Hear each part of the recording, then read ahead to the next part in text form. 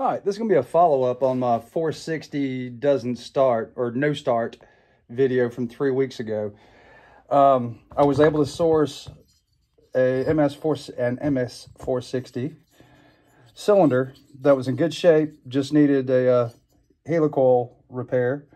On the bright side, no one has tried to clean this jug up. I don't see any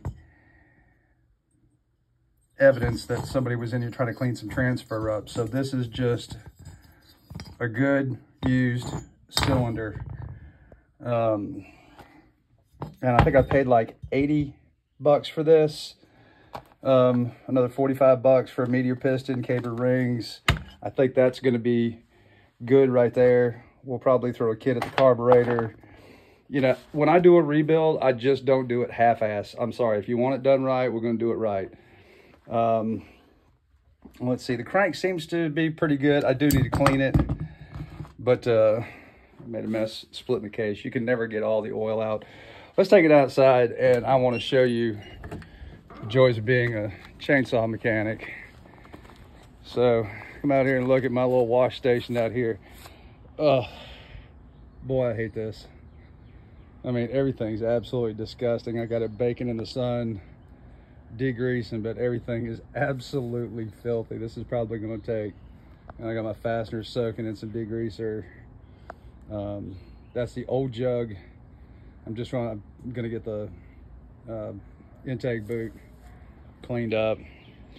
So anyway, that's step one, is getting everything clean so we can put everything back together. But yeah. All right, let me get everything cleaned up. I'm gonna try and get this back together. It's about 1 o'clock on Saturday, and see if we can't get this clean. I do have OEM clutch side bearing, a Nachi 6203 for the flywheel side, and then we have a gasket set with the seals. And I know I've mentioned this before, but you know, for less than 30 bucks, you get everything. And I don't think you can buy these 2 seals for 30 bucks at the dealership. So keep that in mind. And it's always nice going back together with fresh stuff. You know, it's even nicer that it's a deal, but you don't have to buy each individual part of this kit. You know, it's probably going to be double the cost if you had to do it one piece at a time. All right, enough about that. I'm going to go outside and do some scrubbing, cleaning, and hosing. I swear one of these days I'm going to get my smoker fully painted. But in the meantime, we'll get some overspray.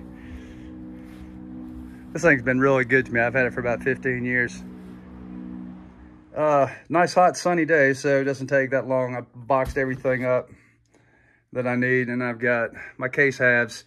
I do want to show y'all something. You know, sometimes bringing back plastics, and I don't know how well with all this light. Let me get out of the brighter light.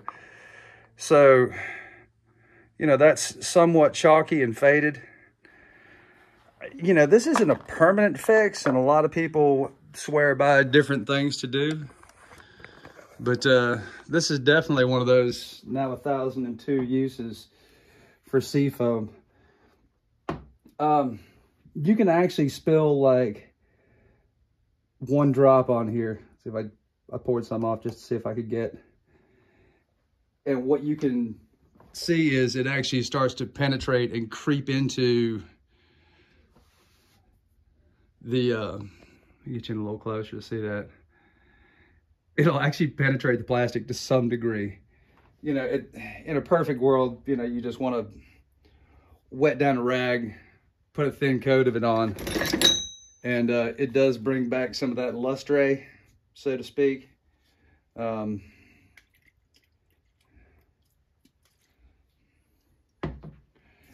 it stays around for a while, because like I said, it's just a, you know, I think all basically, you know, the Seafoam is just a super highly refined petroleum with some detergents in it, and allowing that to soak into the plastic, it you know, it looks you know, slick and shiny and wet and glossy right now, but I'm gonna throw it out in the sun and let it kind of bake in just for a little bit, and we'll probably lose a little bit of the luster that it's got on there. But at least the saw will look halfway decent. And again, you know, when you, oh, sorry, I didn't zoom out. Amateur photographer. But even if I just wipe this off, you can see, well, I can see with my eyes right here where it's kind of bled into the plastic. Like I said, it's not a permanent fix by any stretch, but you know, if you want to use a little bit of tire shine on your faded plastics, that seems to do just about as good as anything I've ever tried. And you know, once the honeymoon wears off, you know, just take another little dab of it. When you're doing these rebuilds, you know, the other thing that's nice to do is to soak all your fasteners. And I didn't get crazy with this, but these are all pretty clean now. So as we're going back together, we don't get a whole lot of dirt. One last thing, as far as like, you know, the pre-prep work of putting a saw back together. So these bearings were in a loose bag. They weren't like factory sealed from steel. You know, I got them in a traditional, you know, Ziploc bag with a part number on it, as opposed to, you know, some of the, I've seen them when they've been delivered in like the logoed steel package that's sealed. But, you know, I put this on my finger and I spun it over, and there was a tiny bit of debris in here. So, you know, a little bit of compressed air until I got it to move slow and get that one little booger out of the bearings, and then oiled them. And now they're slick as a minnow. So yeah, just be mindful. Just because it comes out of the package from the dealer or offline or something, you know, just do a little pre-inspection. Got the kit in the carburetor already while everything was out there drying. So now it's time to put this rascal together. I'm not going to waste a lot of your or my valuable time by going through something, but for whatever it's worth, Metal and Wood, I do see all of your lengthy comments. Let's see. That one, read more. Blah, blah, blah, blah, blah. Look, I haven't blocked you. I haven't banned you. I haven't deleted any comments. I never do that. You know, they're everywhere.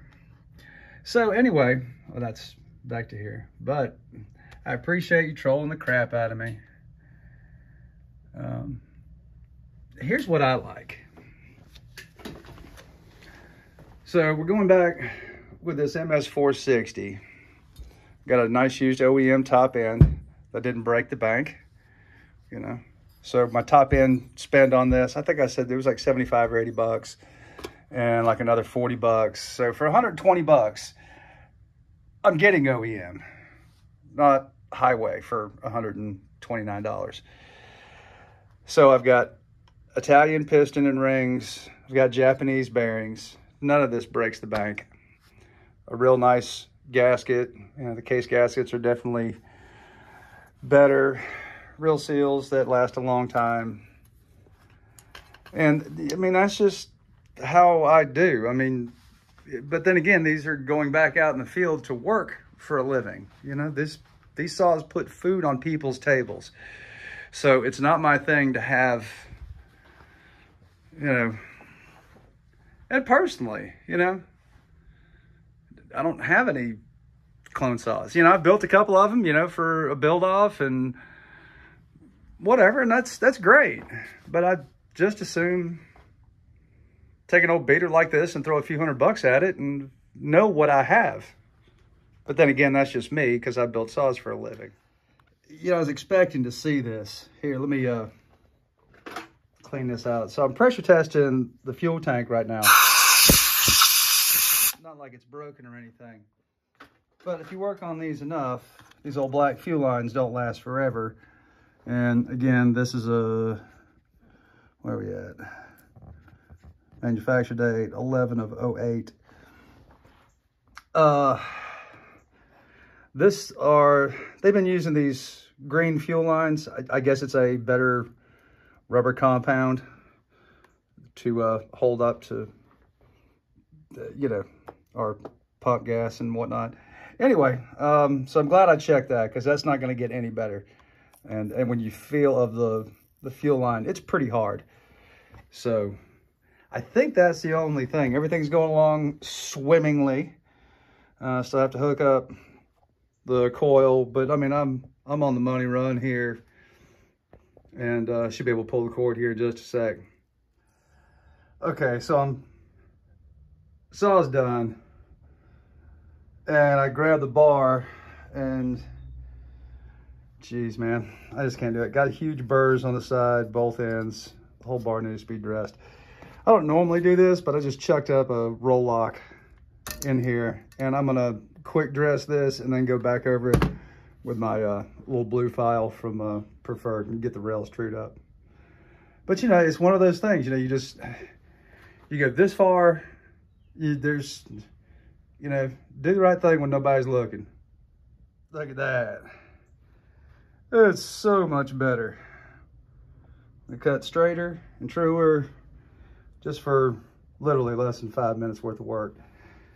That was actually pretty handy, just roughing it up.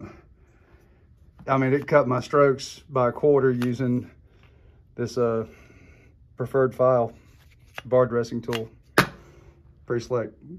Well, there she is, purring like a kitten. Did have one small snafu while putting it back together. Let's take it inside and wrap this up. Always a little something, something.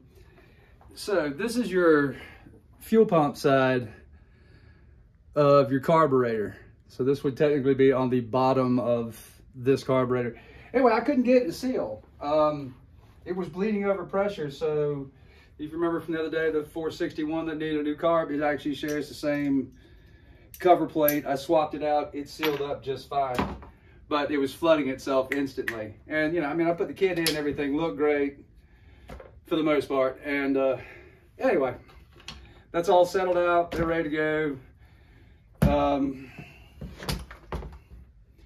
It's you know, for an old beater saw, she's in good shape again. The clutch looked good. The worm gear looked good. You know, it's idling like it should. And we'll call that done for today. Thank you so much for watching. If you enjoyed this, give me a thumbs up and subscribe if you had. Thanks, y'all.